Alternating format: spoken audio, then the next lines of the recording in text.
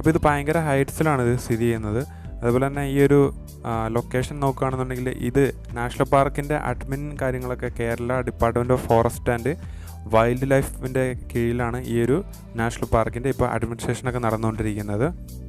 നല്ല റിലാക്സ് ചെയ്യാൻ പറ്റിയൊരു ലൊക്കേഷനാണ് ഈ രാജമല എന്ന് പറയുന്നത്. അതുപോലെ തന്നെ നമ്മൾ ഈ ഒരു ലൊക്കേഷൻ 1971 വരെ ഇത് കണ്ണൻ ദേവൻ ഹിൽസ് പ്രൊഡ്യൂസ് കമ്പനിയാണ് ഇതിൻ്റെ കാര്യങ്ങളൊക്കെ നോക്കി നടത്തിയിരുന്നത്. അതിനുശേഷമാണ് 1971 നമ്മുടെ ഗവൺമെൻറ് ഓഫ് കേരള ഇതിൻ്റെ കൺട്രോൾ തിരിച്ചെടുത്തത്. അതിനുള്ള കാരണം എന്ന് പറഞ്ഞാൽ ഇവിടെ ഈ ഒരു വരയാടുകളുടെ സാന്നിധ്യം ഉള്ളതുകൊണ്ടാണ് നമ്മൾ വീണ്ടും ആ ഒരു ഇതിൻ്റെ കൺട്രോളും കാര്യങ്ങളൊക്കെ നമ്മുടെ ഗവൺമെൻറ്റിൻ്റെ കീഴിലേക്ക് തന്നെ വന്നത്. അതുപോലെ തന്നെ ഈ ഒരു എരവികുളം നാഷണൽ പാർക്കിൽ ഒരുപാട് മൃഗങ്ങളുണ്ട്, ഒരുപാട് തരം വരയാടുകളുണ്ട്. അതേപോലെ തന്നെ 132 ഇനത്തിലുള്ള പക്ഷികൾ ഇവിടെ റെക്കോർഡ് ചെയ്യപ്പെട്ടിട്ടുണ്ട്. ഒരുപാട് പക്ഷികളുണ്ട്, അതുപോലെ തന്നെ വന്യമൃഗങ്ങൾ ഒരുപാടുണ്ട്. അപ്പോൾ നമുക്ക് എല്ലാം ഒന്നും കാണാൻ സാധിച്ചില്ലെങ്കിലും വരയാടുകളെയൊക്കെ കാണാൻ സാധിക്കും ഇവിടെ ഈ ഒരു പാർക്കിൽ പോവുകയാണെന്നുണ്ടെങ്കിൽ. അതുപോലെ തന്നെ നമുക്ക് ഫാമിലി ആയിട്ട് എക്സ്പ്ലോർ ചെയ്യാൻ പറ്റിയൊരു ലൊക്കേഷനാണ് ഈ ഒരു രാജമല എന്ന് പറഞ്ഞ ലൊക്കേഷൻ. അപ്പോൾ നിങ്ങൾ മൂന്നാർ പോകുന്നുണ്ടെന്നുണ്ടെങ്കിൽ തീർച്ചയായിട്ടും മിസ് ചെയ്യാണ്ട് ഈ ഒരു രാജമല എന്ന ലൊക്കേഷൻ ഇങ്ങനെ പോവുക. അടിപൊളി ലൊക്കേഷനാണ്. എന്തായാലും നിങ്ങൾ പോയ ട്രിപ്പിന് വർത്തായിരിക്കും ഈ ഒരു ലൊക്കേഷൻ നിങ്ങളുടെ കവർ ചെയ്യുകയാണെന്നുണ്ടെങ്കിൽ. അപ്പോൾ നിങ്ങൾക്ക് ഞാൻ പറയാണ്ട് തന്നെ നിങ്ങൾക്ക് ഈ ഒരു വ്യൂ കണ്ടാലും മനസ്സിലാവും എത്രത്തോളം മനോഹരമായ ഒരു റോഡാണ് ഈ ഒരു റൂട്ടിലുള്ളത് എന്നത്.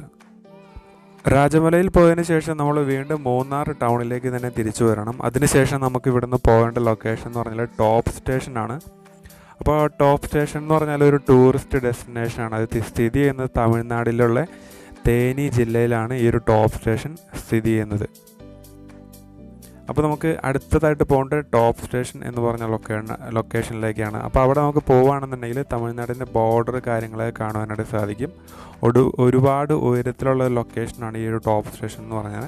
അപ്പോൾ നമുക്കത് മൂന്നാർ ചെന്നിട്ട് വീണ്ടും അവിടെ നിന്ന് നമുക്ക് യാത്ര ചെയ്താലാണ് ടോപ്പ് സ്റ്റേഷനിലേക്ക് എത്താനായിട്ട് സാധിക്കുകയുള്ളൂ. അപ്പോൾ മൂന്നാർക്ക് യാത്ര പോകുന്ന ആൾക്കാർക്ക് മെയിനായിട്ട് നമുക്ക് എക്സ്പ്ലോർ ചെയ്യേണ്ട 3 ലൊക്കേഷനാണ്. അതിൽ ഒന്നെന്ന് പറഞ്ഞാൽ രാജമലയാണ്, അതിൽ രണ്ടാമത്തേന്ന് പറഞ്ഞാൽ ടോപ്പ് സ്റ്റേഷനാണ്, അതിൽ മൂന്നാമത്തെ ലൊക്കേഷൻ മാട്ടുപ്പെട്ടിയാണ്. അപ്പോൾ ഈ ഒരു 3 ലൊക്കേഷൻ നമുക്ക് എക്സ്പ്ലോർ ചെയ്യാനായിട്ട് സാധിക്കുന്നതാണ്. അപ്പോൾ നമ്മൾ സഞ്ചരിച്ചുകൊണ്ടിരിക്കുന്നത് ടോപ്പ് സ്റ്റേഷനിലേക്കുള്ള ആ ഒരു റൂട്ടിലൂടെയാണ്. അപ്പോൾ ഈ റൂട്ട് തന്നെയാണ് നമുക്ക് കുണ്ടല ഡാം, അതേപോലെ തന്നെ മാട്ടുപ്പെട്ടി ഡാം എന്ന് പറഞ്ഞ ഡാമും കാര്യങ്ങളൊക്കെ സ്ഥിതി ചെയ്യുന്നത് ഈ ഒരു റൂട്ടിലാണ്. അപ്പോൾ ഇതെന്ന് പറഞ്ഞാൽ ടോപ്പ് സ്റ്റേഷനിലേക്ക് പോകാനുള്ള റൂട്ടാണ്. അപ്പോൾ ഈ 3 റൂട്ടിലേക്ക് പോകണമെന്നുണ്ടെങ്കിൽ നമുക്ക് മൂന്നാർ ടൗണിൽ നിന്നാണ് നമ്മൾ പോകേണ്ടത്. അപ്പോൾ നമ്മൾ ആദ്യം രാജമലയിൽ നിന്ന് നമ്മൾ തിരിച്ച് മൂന്നാറിലെത്തി. അവിടെ നിന്ന് നമ്മൾ തിരിച്ച് വീണ്ടും ഇവിടുന്ന് ടോപ്പ് സ്റ്റേഷനിലേക്ക് യാത്ര തിരിച്ചിരിക്കുകയാണ്. അപ്പോൾ ഈ ഒരു പോകുന്ന വഴിക്ക് നമ്മൾ മാട്ടുപ്പെട്ടി ഡാമിൽ നമ്മളിവിടെ സ്റ്റോപ്പ് ചെയ്യുന്നുണ്ട്.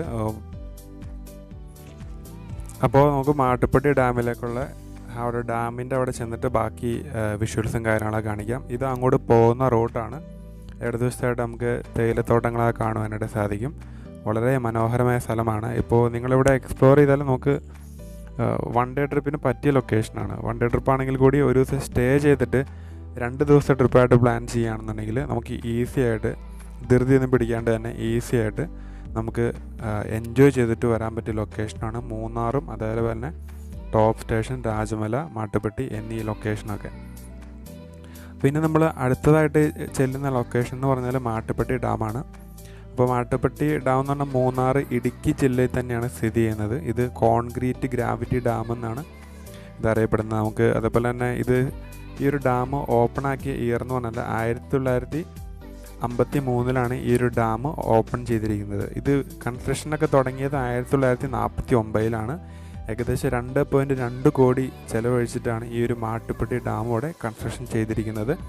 അതുപോലെ നമ്മുടെ ഇലക്ട്രിസിറ്റിയും കാര്യങ്ങളൊക്കെ ഈ ഒരു ഡാമിൽ നിന്ന് ഉൽപ്പാദിപ്പിക്കുന്നുണ്ട്. ഹൈഡ്രോ ഇലക്ട്രിസിറ്റി കാര്യങ്ങളൊക്കെ ഈ ഒരു ഡാമിൽ നിന്ന് നമുക്കിവിടെ നമ്മുടെ ഗവൺമെൻറ്റിന് ഹ്യൂജ് വരുമാനമാണ് ഇതിൽ നിന്ന് ലഭിക്കുന്നത്.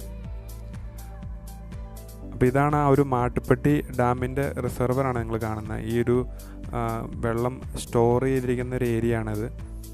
അപ്പോൾ ഇത് ഒഴുകി ചെല്ലുന്നതാണ് നമുക്ക് മാട്ടുപ്പെട്ടി ഡാമിലേക്കുള്ള. ഡാമിൻ്റെ മുകളിലൂടെയുള്ള റോട്ടിലൂടെയാണ് നമുക്കിനി ഈ ഒരു ടോപ്പ് സ്റ്റേഷൻ എന്ന് പറഞ്ഞ സ്ഥലത്തേക്കൊക്കെ പോകേണ്ടത്. ആ ഡാമിൻ്റെ മുകളിലൂടെ കൂടെ തന്നെ ഒരു റോഡ് വന്നിട്ടുണ്ട്. അപ്പോൾ ആ ഒരു റോട്ടിൽ കൂടെ തന്നെയാണ് നമുക്ക് ഇനി ടോപ്പ് സ്റ്റേഷനിലേക്ക് പോകേണ്ടത്. അപ്പോൾ ഈ ഒരു ഡാമിൻ്റെ വ്യൂ നിങ്ങളൊന്ന് ജസ്റ്റ് ഒന്ന് എൻജോയ് ചെയ്യുക. കൂടാതെ ഈ ഒരു ഡാം ഇപ്പോൾ ഡാമിൻ്റെ ആ ഒരു വ്യൂ കാണാൻ വേണ്ടിയിട്ട് ഇപ്പോൾ ഓപ്പൺ ആക്കിയിട്ടുണ്ട്. നമുക്ക് ലോക്ക്ഡൗണിന് ശേഷം ഇപ്പോൾ മാട്ടുപ്പെട്ടി ഡാമിൻ്റെ ആ ഒരു ഏരിയയും കാര്യങ്ങളൊക്കെ ഇപ്പോൾ ഓപ്പൺ ആക്കിയിട്ടുണ്ട്. അതുപോലെ തന്നെ നമുക്ക് ഈ ഒരു ഇവിടെ എൻട്രി ചെയ്യാൻ വേണ്ടിയിട്ട് നമ്മുടെ വണ്ടിയൊക്കെ ഉണ്ടെന്നുണ്ടെങ്കിൽ എൻട്രി ചെയ്യാൻ വേണ്ടി ചെറിയൊരു എൻട്രി ഫീസ് ഉണ്ട്. അപ്പോൾ അത് കൊടുത്തതിന് ശേഷം നമുക്ക് ഇതിൻ്റെ അകത്തേക്ക് വന്നിട്ട് അവിടെ പാർക്ക് ചെയ്യാനുള്ള ലൊക്കേഷനും കാര്യങ്ങളൊക്കെ ഉണ്ട്. കൂടാതെ നിങ്ങൾ ഈ വീഡിയോയിൽ കാണുന്ന പോലെ അത്യാവശ്യം വേണ്ട കടകളും കാര്യങ്ങളും, ചായ കുടിക്കാനുള്ള, അതുപോലെ തന്നെ ചെറിയ ഓംലെറ്റ്, ബ്രേക്ക്ഫാസ്റ്റ് അങ്ങനെയുള്ള കാര്യങ്ങളൊക്കെ കഴിക്കാൻ വേണ്ടിയുള്ള കടകളും കാര്യങ്ങളൊക്കെ അവിടെ ഉണ്ട്.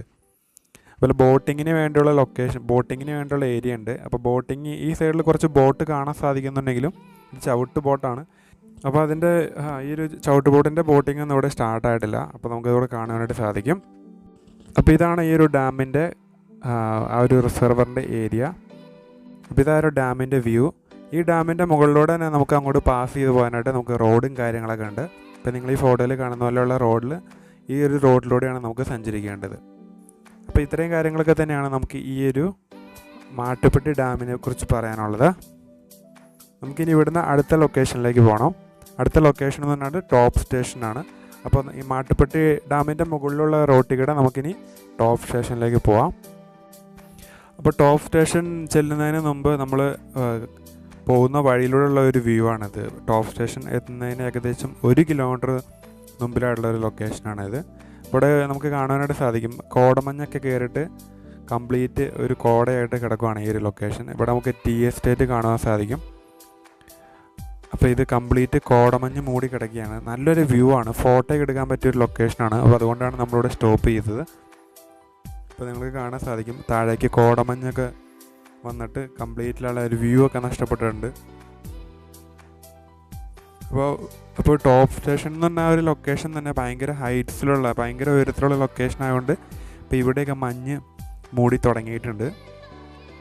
അപ്പോൾ നമ്മളിവിടെ ഏകദേശം എത്തിയത് ഒരു 2-2:30 സമയത്താണ്. ആ ഒരു സമയത്തും ഇവിടുത്തെ ഒരു വ്യൂ ആണ് നിങ്ങൾ കാണുന്നത്. കംപ്ലീറ്റ് ആയിട്ടുള്ള മഞ്ഞൊക്കെ മൂടിയിട്ട് ആണ് ഇവിടെ കാണാനായിട്ട് സാധിക്കുന്നത്. ഇപ്പോൾ ഇവിടെ നിന്ന് നമ്മൾക്ക് ഒരു 1 കിലോമീറ്റർ കൂടെ ഫ്രണ്ടിലേക്ക് പോയതിന് ശേഷം നമ്മളുടെ വണ്ടിക്ക് പാർക്ക് ചെയ്യണം. അതിന് ശേഷം നമുക്ക് ഈ ഒരു ടോപ്പ് സ്റ്റേഷൻ എന്ന് പറഞ്ഞ ആ ഒരു ലൊക്കേഷനിലേക്ക് നമുക്ക് നടന്നു പോകാനായിട്ട് സാധിക്കും. ഏകദേശം വീണ്ടും ഒരു അര കിലോമീറ്റർ നമ്മൾ റോട്ടിൽ നിന്ന് നടന്നാലാണ് ടോപ്പ് സ്റ്റേഷൻ എന്ന് പറഞ്ഞ ആ ഒരു ലൊക്കേഷനിലേക്ക് എത്തിച്ചേരുന്നത്. അപ്പോൾ കൂട്ടുകാർ ഇവിടുത്തെ ഈ ഒരു കാഴ്ചകൾ കാണുക. അതിന് ശേഷം നമുക്ക് ടോപ്പ് സ്റ്റേഷനിലേക്ക് പോവാം.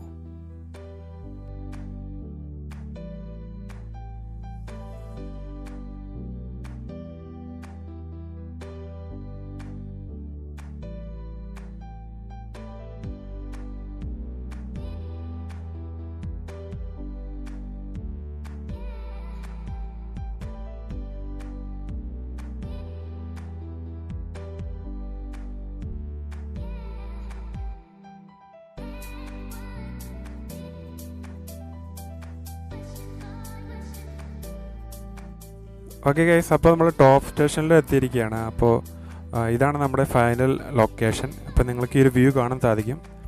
താഴെ തമിഴ്നാട് ബോർഡറാണ്, അവിടെ കംപ്ലീറ്റ് കോടയായിട്ട് മൂടിയിരിക്കുകയാണ്.